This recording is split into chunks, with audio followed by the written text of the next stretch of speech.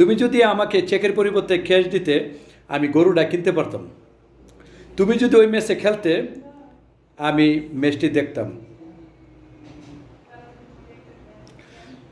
Would have and would have been নিয়ে যাদের confusion আছে, আশা করি তাদের এই কনফিউশন দূর হয়ে যাবে। Please don't skip this video, please watch this video till দেন।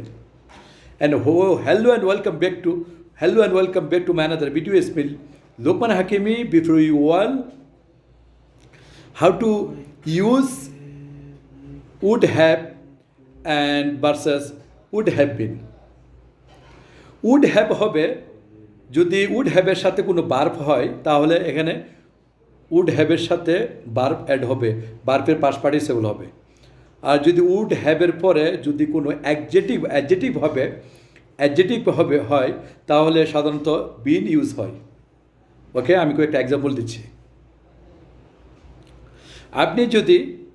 আপনি যদি খেলতেন তাহলে আমি ওই ম্যাচটি দেখতাম।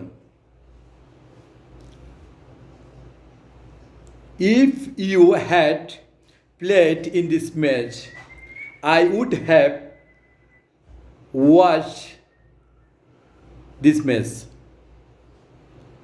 আপনি যদি ওই ম্যাচটা খেলতেন আমি ওই ফুটবল ম্যাচটা দেখতাম। আপনি যদি আমার চেকের পরিবর্তে ক্যাশ দিতেন তাহলে আমি গরুটা কিনতাম। আছে না এরকম সময় যে ব্যাংক বন্ধ হয়ে যাচ্ছে আর বেশি সময় নাই, এই মুহূর্তে ক্যাশ দিছে, এই ক্যাশ ইস্যু হতে টাকা রিসিভ করতে গরু বাজার শেষ হয়ে যায়, টাইম শেষ হয়ে যায়। সো এই কথা আমরা ইংরেজি কী বলবো? If you had given me cash instead of check, I would have brought the cow. আমি আবার বলছি, if you had given me cash instead of check, I would have brought the cow.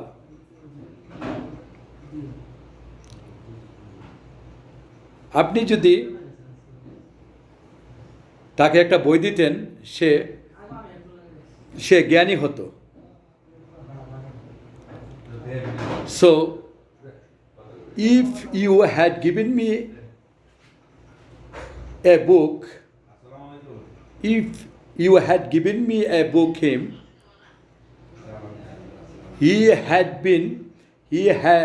He would have been wise. Wise একটা adjective, একটা জ্ঞানী এটা adjective. So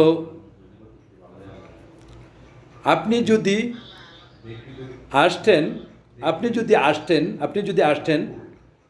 সে খুশি হতো। If you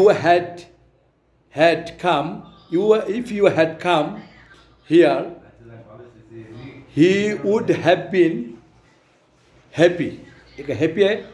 happy একটা অ্যাডজেটিভ। সো আপনি যদি ভিডিও বানাতেন আমি আপনার ভিডিওটা দেখতাম না, এটা আমি বলবেন আপনারা। Please drop A comment below the comment section. I think it's enough for you. Okay, please drop a comment below the comment section. আপনি যদি ভিডিও বানাতেন আমি আপনার ভিডিও দেখতাম। That's all for today. See some other time.